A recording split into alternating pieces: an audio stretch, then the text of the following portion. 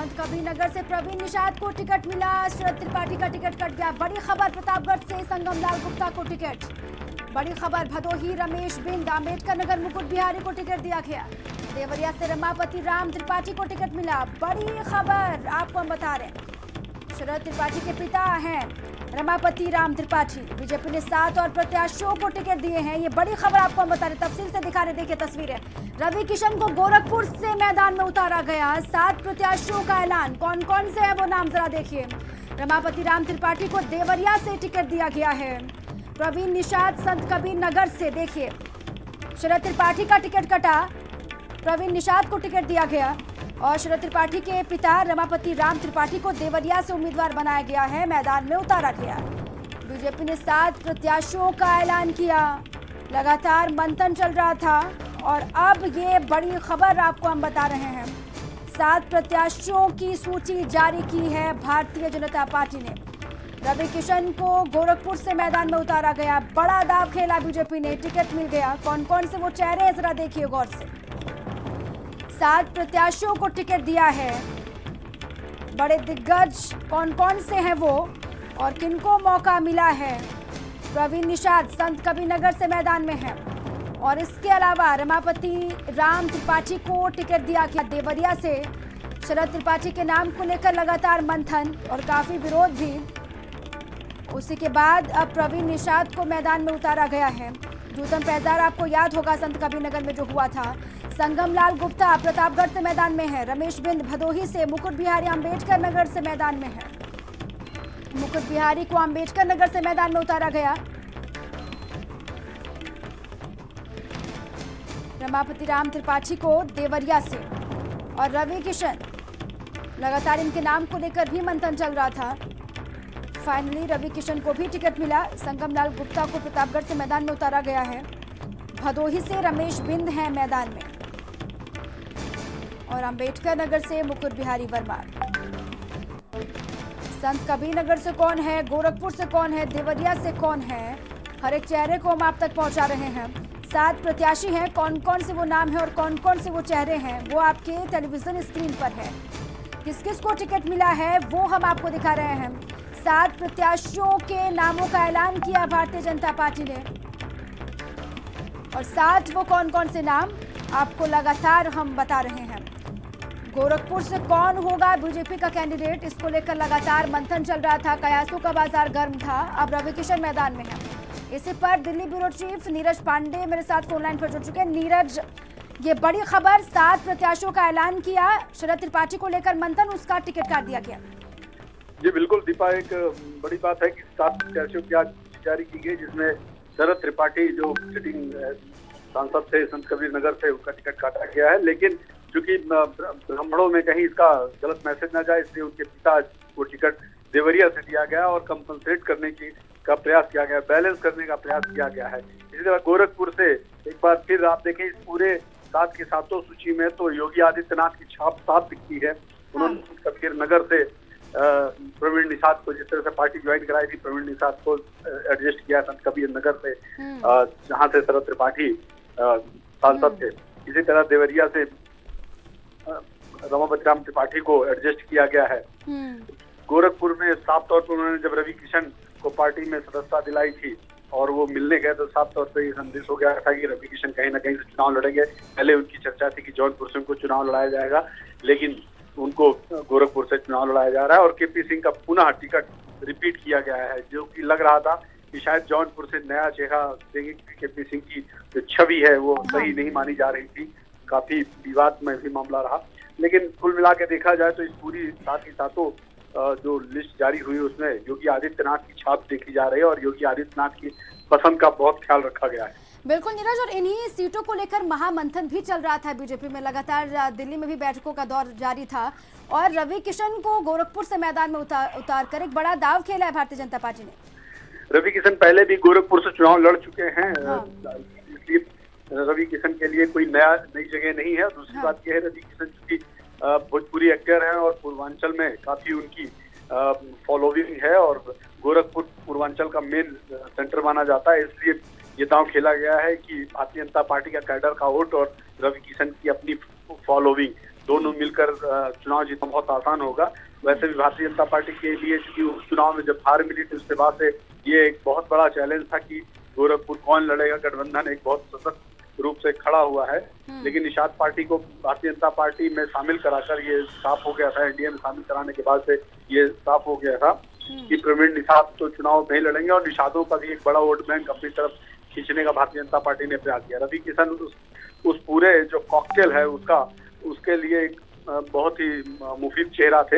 हाँ। भारतीय जनता पार्टी के कैडर योगी आदित्यनाथ का अपना वजूद गोरखपुर में और रवि किशन की अपनी फॉलोइंग, तीनों मिलकर एक बहुत ही जबरदस्त कॉम्बिनेशन बनता है। इसलिए भारतीय जनता पार्टी ने रवि किशन पर दांव खेला है। सीधे तौर पर कहा जा सकता है कि रवि किशन का जो टिकट है वो योगी आदित्यनाथ ने दिया है।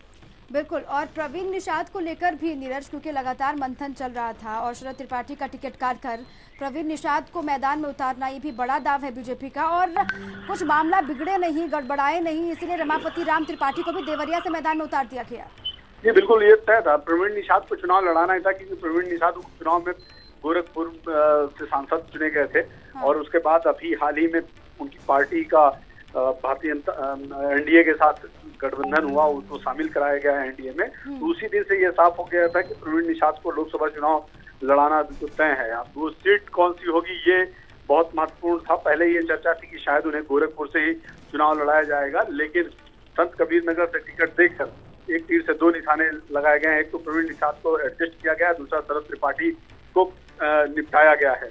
अब शरद त्रिपाठी चूंकि ब्राह्मणों में एक अलग तरह की छवि हो गई थी कि अगर वहां पे शरद त्रिपाठी या उनके पिता किसी एक में से किसी को टिकट नहीं दिया जाता, एडजस्ट नहीं किया जाता, तो ये माना जाता कि पूर्वांचल में ब्राह्मणों के साथ अन्याय हुआ है और वो मैसेज गलत जाता, कहीं भारतीय जनता पार्टी को इसको नुकसान न उठाना पड़े। इसलिए सीधे तौर पर रमापति राम त्रिपाठी को देवरिया से एडजस्ट किया गया, जहाँ से अब तक कलराज मिश्र सांसद हैं। क्योंकि कलराज मिश्र ने पहले ही लिख कर दे दिया कि वो चुनाव नहीं लड़ेंगे और उनको हरियाणा का लोकसभा प्रभारी बनाया गया, तो साफ तौर पर था कि वहाँ एक नया कैंडिडेट देना था देवरिया में। और देवरिया में ब्राह्मणों की एक बहुत बड़ी संख्या है, ऐसे में किसी भी बड़े ब्राह्मण को वहां से चुनाव लड़ाया जाता तो आसानी से चुनाव जीता जा सकता है। इसलिए भारतीय जनता पार्टी ने शरद त्रिपाठी का टिकट तो काट दिया, क्योंकि जूता कांड के बाद शरद त्रिपाठी काफी चर्चित हो गए थे, लेकिन चूंकि पार्टी को कहीं उसका नुकसान न उठाना पड़े, इसलिए साफ सुथरी छवि के उनके पिता रमापति राम त्रिपाठी जो कि राजनीति के बहुत खास माने जाते हैं, और उनको देवरिया से टिकट दिया बाद में ना चुकाना पड़े। ठीक है, लेकिन संगम लाल गुप्ता को भी प्रतापगढ़ से मैदान में उतारा गया नीरज, ये भी अहम सीट है प्रतापगढ़। संगम लाल गुप्ता भारतीय जनता पार्टी के बहुत पुराने नेता हैं, कैडर के नेता हैं और वहां से कई बार चुनाव लड़ चुके हैं, विधानसभा के चुनाव लड़ चुके हैं, विधायक भी रहे हैं। तो साफ तौर पर था कि संगम लाल गुप्ता को वहां उतार कर भारतीय जनता पार्टी ने अपने कैडर को साधने की कोशिश की है, अपने कैडर को ये संदेश देने की कोशिश की है कि पुराने कार्यकर्ताओं को भी भारतीय जनता पार्टी पूरी तरह तरजीह दी। संगम लाल गुप्ता के लिए बहुत ही टफ रहेगा प्रतापगढ़ की लोकसभा से। ठीक है नीरज, बने रहिएगा हमारे साथ आप। अभिषेक पांडे मेरे सहयोगी न्यूज रूम से लाइव जुड़ चुके हैं, सीधा रुख में अभिषेक का करती हूँ।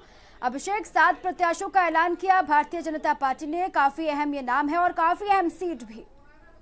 जी हाँ बिल्कुल, और इसीलिए इतना वक्त लगा इन नामों को तय करने में और बहुत लंबा इंतजार हो गया था, लेकिन अब जाकर के ये नाम घोषित हुए हैं। और सबसे ज़्यादा चौंकाने वाला गोरखपुर पे नाम रहा रवि किशन को। जिस तरीके से पहले तो मुख्यमंत्री आवास पे जाकर के वो मुख्यमंत्री से मिलते हैं, उसके ठीक कुछ दिनों बाद एक और भोजपुरी फिल्म स्टार को लेकर के सामने आते हैं और अब उनको गोरखपुर से, जो कि उत्तर प्रदेश के मुख्यमंत्री का गृह जनपद है, उनकी सीट रही है, वहां से लड़ाया जा रहा। तो ये एक फैसला जो है ये लोगों को आश्चर्यचकित कर रहा है। प्रवीण निषाद को लेकर के भी चर्चा थी, उनको शरद त्रिपाठी की जगह संत कबीर नगर से उतारा जा रहा, वो बीजेपी ज्वाइन कर चुके हैं। साथ ही साथ देवरिया में रमापति राम त्रिपाठी को शिफ्ट किया गया है। तो ये जो 3 सीटें हैं, देवरिया, गोरखपुर, संत कबीर नगर, ये 3 बेहद खास थी। यहाँ से कौन लड़ेगा इस पर बहुत सी कयासबाजी थी, लेकिन आज बीजेपी ने लंबी चौड़ी मीटिंग्स के बाद, अमित शाह खुद यहाँ पर लखनऊ आए थे, रात भर यहाँ पर उन्होंने लोगों से बातचीत की थी। इन तमाम समीकरणों को देखते हुए, मौजूदा परिस्थितियों को देखते हुए, विद इन द पार्टी क्या हालात बने हुए हैं, इसको देखते हुए ये नाम तय किए गए हैं। और फिलहाल बिल्कुल अभिषेक, और हाँ, देवरिया, संत कबीर नगर के अलावा एक और सीट भी बेहद अहम है प्रतापगढ़। लगातार कयासों का बाजार यही गर्म था कि अपना दल का प्रत्याशी यहाँ से उतरेगा या फिर अपना दल की तरफ से कोई प्रत्याशी होगा, लेकिन बीजेपी ने यहाँ से अपना कैंडिडेट उतारा, संगम लाल गुप्ता।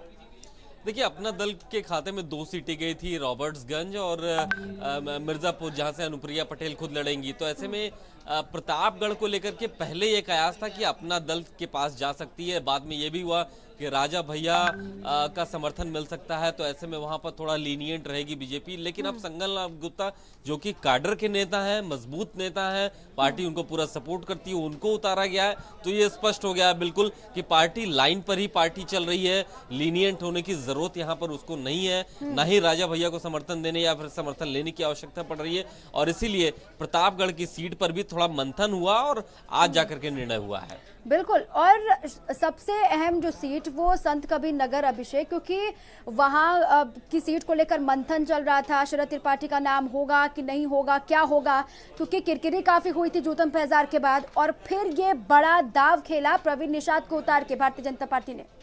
जी हाँ, बिल्कुल। देखिए, ये तो लगभग तय था, सिर्फ औपचारिकता इसकी बची रही थी कि शरद त्रिपाठी को शायद वहां से टिकट मिले। ये लगभग तय था कि उनको वहां पर बीजेपी दोबारा टिकट देकर के एक तरीके से अपने पार्टी के अंदर ही मतभेद पैदा नहीं करेगी। आपको याद होगा, अभी कुछ दिनों पहले ही वहां पर एक सम्मेलन में जो विधायक जो पिटे थे वहां पर, और जो पूरा कांड हुआ था, आपस में विवाद हो गया, कुर्सियां तक तोड़ी गई। तो ऐसे में अगर शरद त्रिपाठी को दोबारा से कैंडिडेट बनाया जाता तो हालात बेकाबू हो जाते, शायद वहां पर पार्टी आपस में ही जूतम पेजार हो जाती, वहां पर लड़ाई झगड़े बहुत बढ़ते। तो ऐसे में एक सेफ कॉर्नर लिया गया है। क्या संदेश गलत जाएगा, इसीलिए शरद त्रिपाठी का टिकट काटा गया और फिर माहौल भी ना बिगड़े, मामला ना गड़बड़ाए, इसीलिए रमापति राम त्रिपाठी को टिकट दिया गया देवरिया से? जी हाँ, बिल्कुल गलत संदेश जाता। और आप ये भी देखिए कि संत कबीर नगर जो लोकसभा सीट है, उसमें जो विधानसभा आती है, वहां से जो भाजपा के विधायक हैं वो बहुत ज्यादा अच्छा फीडबैक नहीं था शरद त्रिपाठी को लेकर के,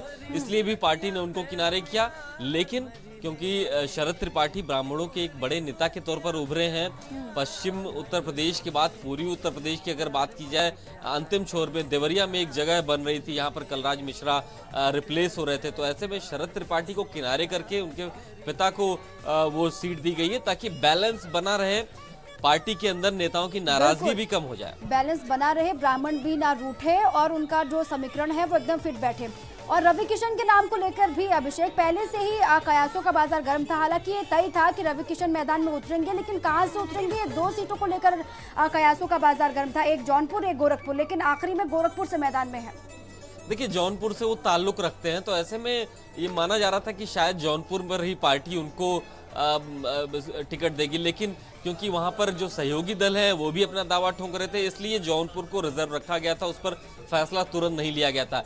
लेकिन गोरखपुर से रवि किशन को लड़ाना जाहिर तौर पर एक बिल्कुल चौंकाने वाला कदम है, क्योंकि मुख्यमंत्री की सीट रही है और यहाँ पर लगातार बीजेपी जीते आई है। हालांकि उपचुनाव में प्रवीण निषाद वहां पर जीते थे, जो अब बीजेपी में शामिल हो चुके हैं। बीजेपी प्रवीण निषाद पर भी दांव लगा सकती थी गोरखपुर से, लेकिन वहां पर रवि किशन को लाया गया। जाहिर तौर पर इसको लेकर के बहुत सोचा गया रहा होगा। यही सवाल मेरा भी है कि आखिर बीजेपी ने इतना मंथन किया और उसके बाद, क्योंकि यही कहा जा रहा था कि प्रवीण निषाद तो भाजपा में शामिल हो गए हैं, तो क्यों ना प्रवीण निषाद को मैदान में उतारा जाए? जी हाँ, बिल्कुल ये हम लोगों को भी ऐसा लग रहा था कि बीजेपी में ज्वाइन ही इसलिए कराया गया है ताकि बीजेपी के टिकट पर प्रवीण निषाद, जो कि मौजूदा सांसद हैं, उनको दोबारा से वहां पर लड़ाया जाएगा। लेकिन रवि किशन की जो एंट्री हुई है, ठीक है अभिषेक, ये आने वाले वक्त। ठीक है अभिषेक, आपके पास मैं फिर आती हूँ, एक छोटे से ब्रेक के लिए यहाँ पे रुक रहा है, बन रही हमारे साथ।